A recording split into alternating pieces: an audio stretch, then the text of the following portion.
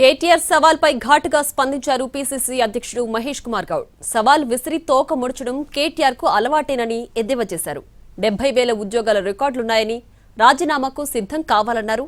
ఉద్యోగాల కల్పనలో 10 ఏళ్ల బీఆర్ఎస్ పాలన, తమ పాలనపై బహిరంగ చర్చకు సిద్ధమని ప్రకటించారు. కాళేశ్వరంతో కాంట్రాక్టర్ల జేబులు నింపాలని విమర్శించారు. నీటి విడుదల కేటీఆర్, మహేష్ గౌడ్ చెబితే జరగదన్న పీసీసీ చీఫ్. నీటి విడుదల నిపుణుల సలహా సూచనల మేరకు ఉంటుందని చెబుతున్న మహేష్ గౌడ్తో మా ప్రతినిధి బాలకుమార్ ఫేస్ టు ఫేస్.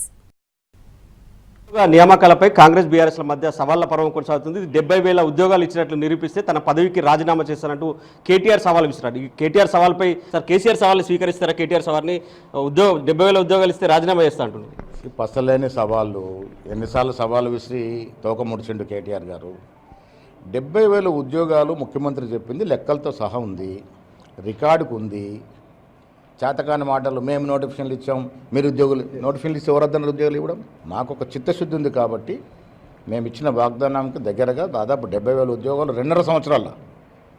మీరు 10 సంవత్సరాల్లో ఇచ్చిన ఉద్యోగాల సంఖ్య ఎంత, మేము 2.5 సంవత్సరాల్లో ఇచ్చిన ఉద్యోగాల సంఖ్య ఎంత, దీని మీద చర్చకు సిద్ధం. కేటీఆర్ రాజీనామా చేయాల్సిన పరిస్థితి వస్తుంది.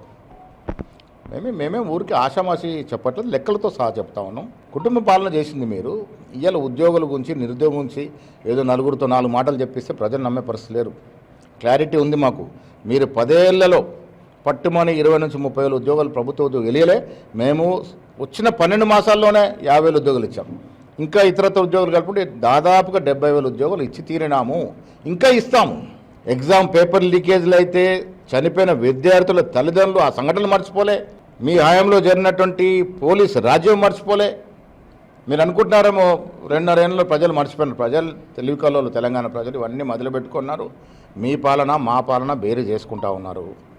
ఉద్యోగుల్లో మేము నంబర్ 1 ఇచ్చాము, సంక్షేమంలో మేము నంబర్ 1 ఇస్తూ ఉన్నాము, అభివృద్ధిలో మేము నంబర్ 1. కేటీఆర్ గారు ఐటీ శాఖ మంత్రిగా ఉండే ఏం తెచ్చారు? ఇవాళ ముఖ్యమంత్రి గారు, మా ఐటీ శాఖ మంత్రి శ్రీధర్ బాబు గారు విదేశాలకు వెళ్ళి 1,78,000 కోట్ల విదేశీ పెట్టుబడులు తెచ్చారు. గ్లోబల్ సమ్మిట్ చేసి 5.5 లక్షల కోట్ల పెట్టుబడులు తెచ్చారు. కాళేశ్వరం విషయంలో క్లారిటీ ఉంది. మేడిగగ్గ కుంగిపోయింది, మేము వచ్చిన తర్వాత కుంగిందా? మీరు హయాంలో ఎన్నికల టైంలో కుంగిపోయింది. ఎందుకు కుంగింది ప్రాజెక్టు?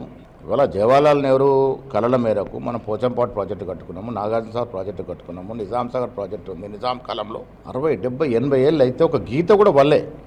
మీరు కట్టిన ప్రాజెక్టుకి 2 ఏళ్ళలో బీటలు వారింది అంటే మరి ఏ రకంగా మీరు కాంట్రాక్టర్ జేబులు నింపారు? ఏ రకంగా నాసిరకం పనులైనాయి? బీజేపీ నాయకులు దొంగతనాలకు పాల్పడుతున్నారు.